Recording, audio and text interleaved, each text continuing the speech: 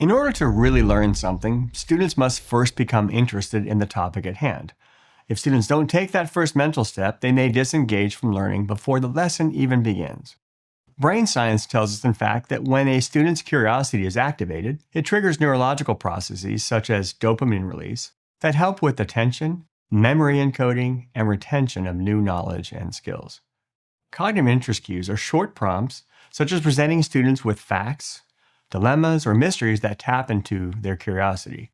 Studies show that using cognitive interest cues has a significant effect on students' achievement, equivalent to months of greater learning. Here are a few ways that you can cue student interest. First, you can activate prior learning by reminding students of what they already know, then present a question or scenario that reveals a gap in their knowledge, something they don't yet know but want to figure out. You can follow the simple frame of "you know this, but did you know?" fill in the blank. For example, to introduce a lesson on calculating the area of a triangle, you might say, "You know how to calculate the area of a rectangle, but what if we slice it diagonally into two triangles? How could we calculate it then?"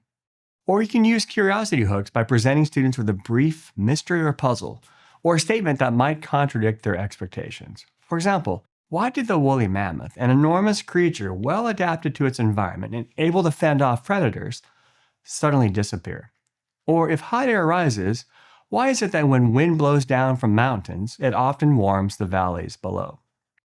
You can also cue interest by tapping into real-life relevance, showing students how an upcoming lesson connects with their lives or interests.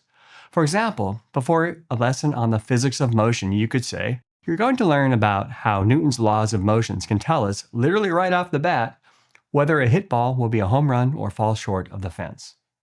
After presenting the cue, engage your students in thinking about it by asking them to briefly think, pair, share, or journal a short response. The key here is to keep the cue focused on the learning to come. It's not simply a gimmick to grab their attention, but rather needs to guide them towards what they will learn. For example, you might say, "Over the next few lessons, we'll learn how velocity, gravity, angle, atmospheric conditions, and a strange phenomenon called the madness effect combine to determine whether a hit is a home run or just another flyout."